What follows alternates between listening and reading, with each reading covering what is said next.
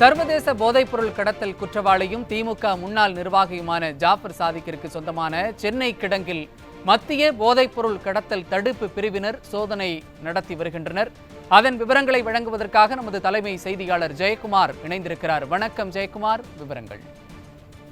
கண்டிப்பாக சர்வதேச போதைப்பொருள் குற்றவாளியான திமுக முன்னாள் நிர்வாகியான ஜாஃபர் சாதிக்கு சொந்தமான பெருங்குடியில் இருக்கக்கூடிய போதைப்பொருள் சர்வதேச அளவில் அனுப்புவதற்காக பயன்படுத்தப்பட்ட குடோனில் தற்பொழுது மத்திய போதைப்பொருள் தடுப்பு பிரிவு அதிகாரிகள் சோதனை மேற்கொண்டு வருகிறார்கள். இந்த சோதனை என்பது ஏற்கனவே சென்னையில் பல்வேறு இடங்களில் இவர் குடோன் எடுத்து வைத்து அந்தந்த பகுதிகளில் இருந்து பார்சல் மூலமாகவும் கொரியர் மூலமாகவும் போதைப் பொருட்களை சர்வதேச அளவில் கடத்தியதாக இவர் மீது ஏற்கனவே பறிமுதல் செய்யப்பட்ட பிறகு ஜாஃபர் சாதிக்கிடம் நடத்தப்பட்ட விசாரணையினூடாக கிடைக்கப்பட்ட தகவலுடைய அடிப்படையில் இந்த சோதனைகள் முன்னெடுக்கப்பட்டிருக்கிறது.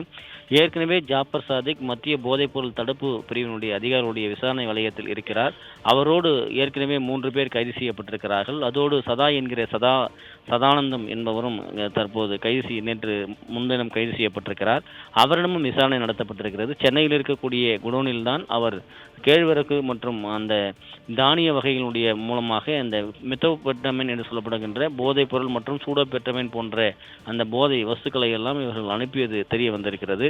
தற்போது மத்திய போதைப் பொருள் தடுப்பு பிரிவு அதிகாரிகள் அந்த குடோனில் சோதனை மேற்கொண்டிருக்கிறார்கள்.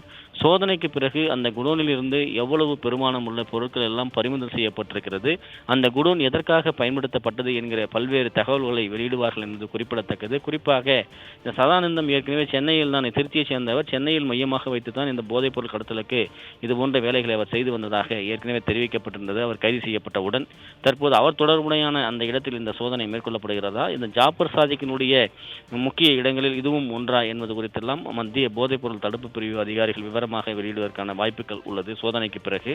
குறிப்பாக ஒட்டுமொத்தமாக பார்க்கிற போது ஜாஃபர் சாதிக்கினுடைய இந்த வலை பின்னலில் தான் இந்த நிறுவனங்கள் எல்லாமே இருக்கிறது. ஒரு சிலந்தி வலை கூடு போன்று ஒட்டுமொத்த உலகம் முழுவதுமாக பல்வேறு இடங்களில் இந்த ட்ரக் மாஃபியாக்களோடு தொடர்பு, அதன் மூலமாக அங்கங்கே ஏற்படுத்தி இருக்கக்கூடிய நிறுவனங்கள், அந்த நிறுவனங்கள் குடோன்களை பயன்படுத்தி போதைப் பொருள் சர்வதேச அளவில் கடத்தலுக்கு பயன்படுத்துவது என ஜாஃபர் சாதிக்கின் மீது ஏராளமான புகார்கள் அடுக்கடுக்காக மலை போல குவிந்து வருகிறது.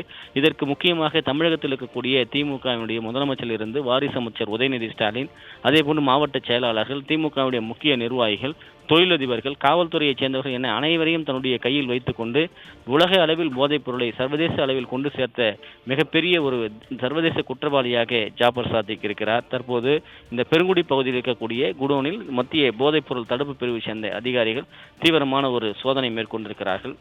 இந்த சோதனையில் என்னென்ன சிக்கப் போகிறது என்கிற அதிர்ச்சி தகவலை எல்லாம் போதைப் பொருள் தடுப்பு பிரிவு அதிகாரிகள் வெளியிடுவார்கள் என்பது குறிப்பிடத்தக்கது. இணைப்பில் வந்து விவரங்களை வழங்கியமைக்கு நன்றி ஜெயக்குமார்.